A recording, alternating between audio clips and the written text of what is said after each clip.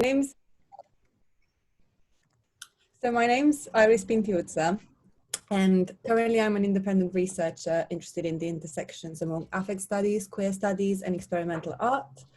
I'm also putting together PhD proposals as we speak, focusing on a network of queer experimental artists working in post-war New York City. Before I begin introducing this paper, I just wanted to say that whenever I say the word trans, I actually mean it in the trans asterisk sense, but I'm not going to say trans asterisk every single time because it gets really confusing. So today I'm going to talk about multi-scalar identity construction in recent trans cinema, and I'm going to focus on three different filmmakers, Ester Martin Bergsmark, Prodger and Dorian Wood. I included my email here in case anyone wants to gain access to these films, because I know they're quite hard to find. But anyway, here's my paper. In an article of the same name, film scholar Erica Balsam asks, why are artist filmmakers turning to landscape? While Balsam focuses on a number of cisgender artists, I aim to answer this salient question through the lens of recent trans experimental film and video. In her article, Balsam observes that in contemporary artists' films, the landscape, and I quote, becomes a way of thinking and making images at a scale that exceeds the individual, end quote.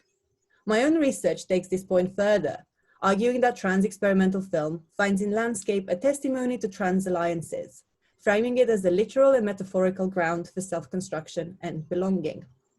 Turning to nature allows the filmmakers to think beyond the scalar frame of the body that has been canonical to queer culture, and to articulate identity as multiple, relational, and fluid.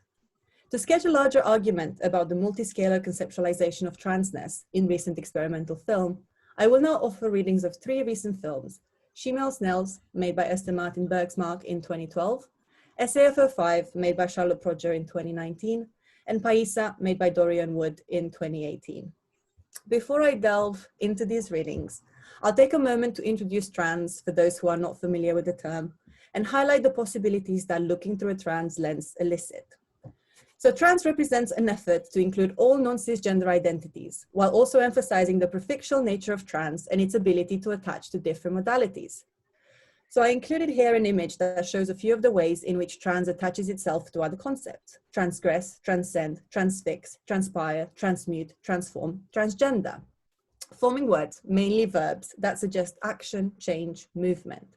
So by choosing to see trans as more than an identity category pertaining to a specific group of people, we can begin to see trans as a linking force across scales, from the molecular to patterns of global violence, and use it towards the erosion of hegemonic differences like man, woman, but also on different scales: human, non-human, nature, culture, sex, gender. I will now turn to my readings. The three films that I've chosen point towards the breadth of trans experimental cinema.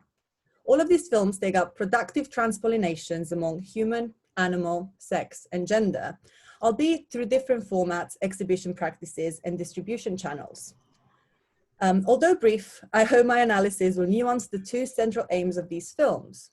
First, they aim to reveal nature's queerness and construct the landscape as a site of trans bodies and bonds. And second, by establishing this queer kinship between human and non-human agents, these films draw attention to the scalar interconnection between gender, species, race, environment, and sexuality. Ester Martin Bergsmark's Shemale Snails is an experimental semi-documentary initially made for Swedish television. In Shemale Snails, trans artist couple Eli and Ester share a long bath while reminiscing about their lived experiences. Interspersed with this deeply personal human plane are poetic evocations of snowy woods, waste, nature, and snails, the symbol of androgyny. Snails, like Eli and Ester, don't fit into the gender binary. The film opens with footage of these hermaphrodite creatures to invite the spectator from the very beginning to consider the relationship between the scale of the snail and that of the human, and thus to think about transness beyond and across the human body. Throughout, the film draws parallels between its gender non-conforming protagonists and non-human agents to refuse constructing identity as stable or static. For example, the spectator is first introduced to Eli getting ready for a gothic theme party, and you can see them in the image on screen. They have 3 branches taped to their back and a paper garland around their neck. While giving their outfit its final touches, they explain why they chose to dress up as a dead tree. Quote, "I feel like one at times. I wrote it as a metaphor in my journals when I was 16. I compared my life to pruning a tree, end quote. Here, Eli transgresses the human organization of their body and connects to a different species, the tree. Eli's reference to pruning is particularly interesting. If they are to be identified with the tree, who is doing the pruning? Is this metaphor meant to capture the violent societal push that tries to get them to conform, to fit a certain shape? Or is Eli pointing towards pruning as radical care, personal, productive, and positive? The film offers no definite answer. Eli's invocation of pruning is indicative of the multiple implications, some violent, of this radical way of designing the self, and establishes a complex connection between gender and environmental violence. Charlotte Prodger's FCAF05, Scotland's entry for the 2019 Biennale, similarly turns to an animal figure as a vehicle for exploring queer desire and trans identities. Prodger chooses to explore gender variance through the titular SAF05, which is a female lion in Botswana that possesses a mane and mounts other females. The film opens with fragmentary footage of the non-conforming lioness, followed by a voiceover narration in which Prodger confesses that she wishes she was born a boy. From the very beginning, the film invites us to consider the possibilities that a trans reading might open up. Using the search for SAF05 as a framing device, Prodger's film embarks upon a journey that, through formative moments in the artist's life, joining and living a Christian youth fellowship, an early memory of queer desire, a first sexual encounter, the loss of a good friend. While the voiceover looks deeply in, the camera looks out, taken by the landscape that surrounds it.